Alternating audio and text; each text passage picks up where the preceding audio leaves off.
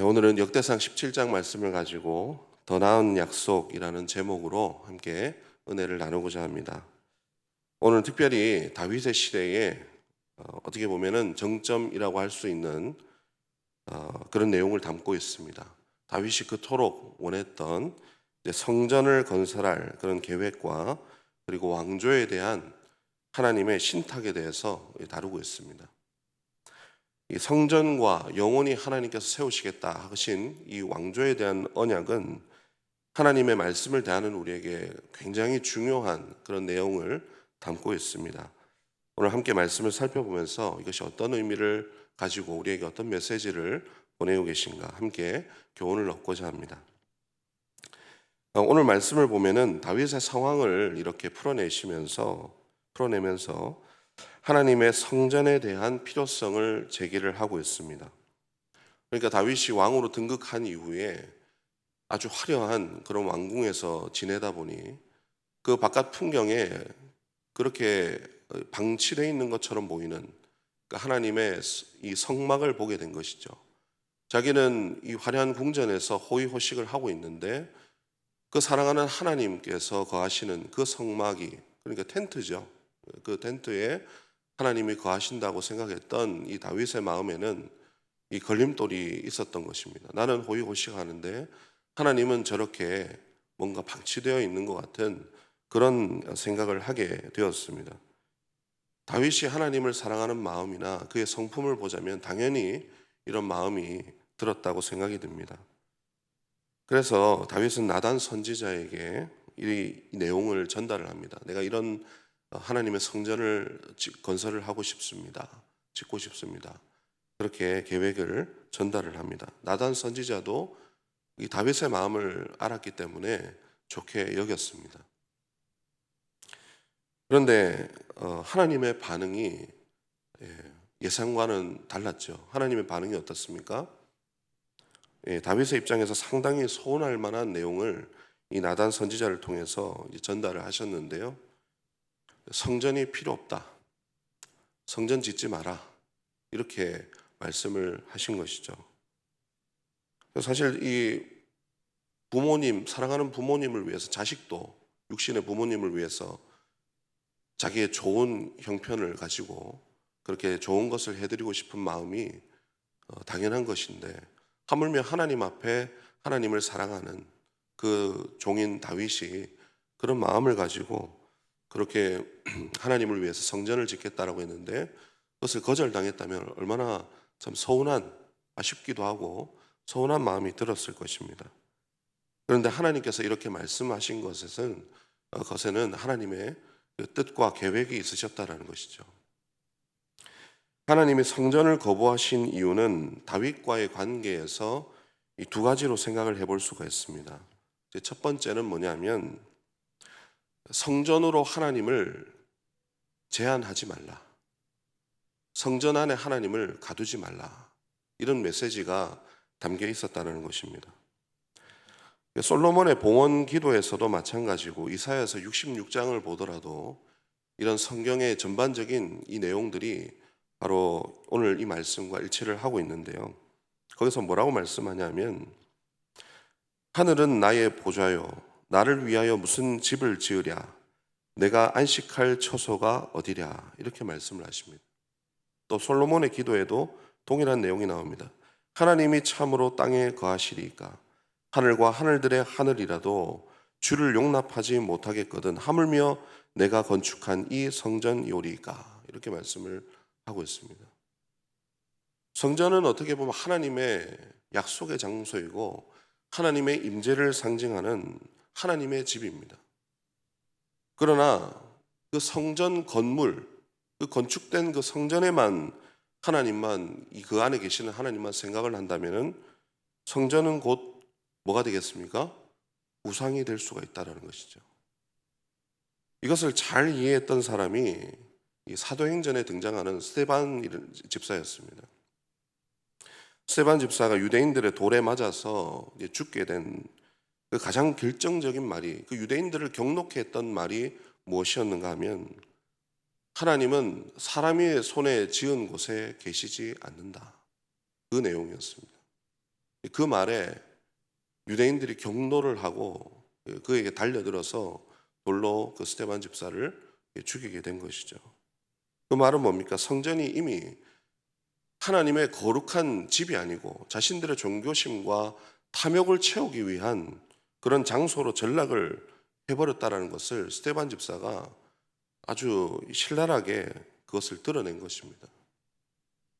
그 말은 뭡니까? 당신들은 지금 성전을 하나님을 섬기고 있다고 성전을 생명처럼 여기고 있지만은 결국 그것은 우상숭배다.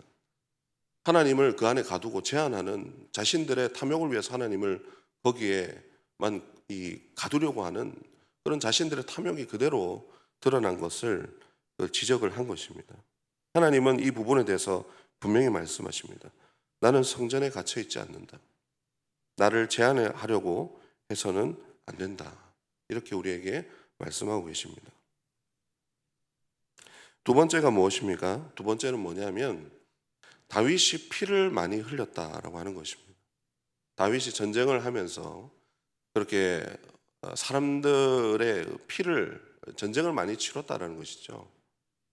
그런데 이 말은 다윗이 성전을 짓기에 부적합한 자격의 그런 사람이다라고 얘기하는 것을 의미하는 것이 아닙니다.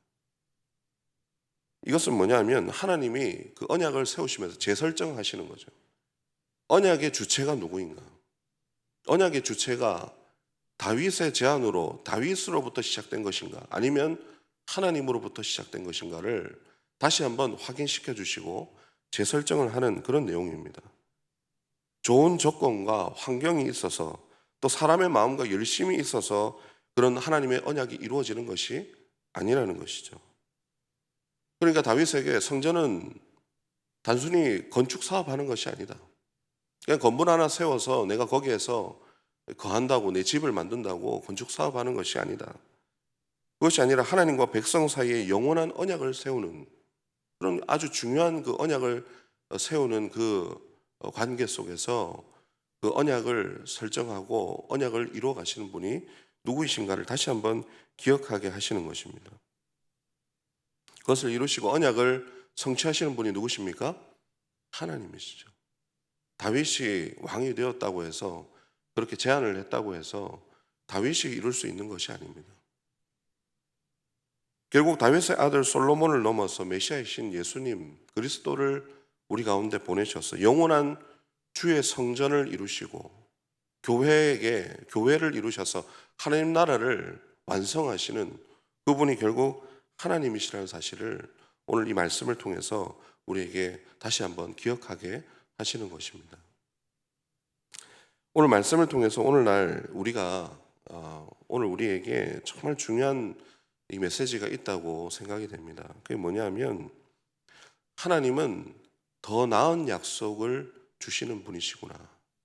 더 나은 약속을 바라고 그것을 쫓고 그것을 간절히 붙들기를 원하시는구나 하는 그 사실입니다.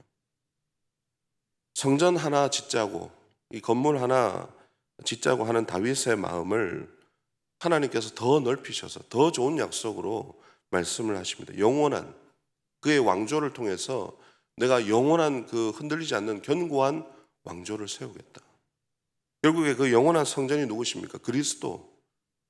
우리가 몸된 교회로서 하나님 나라를 우리가 이루는 그런 귀한 그리스도의 몸된 교회로서 그 약속을 보게 하시고 그 후대가 그 은혜를 누리게 하시는 그 은혜가 우리 가운데 있다라는 것을 우리에게 말씀하고 있는 것입니다.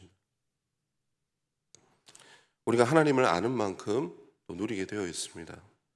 교회 건물을 그저 이 장소로 건물을 알고 이것을 그냥 성전으로 생각을 하면 우리의 삶에서 하나님의 임재를 경험할 수가 없습니다.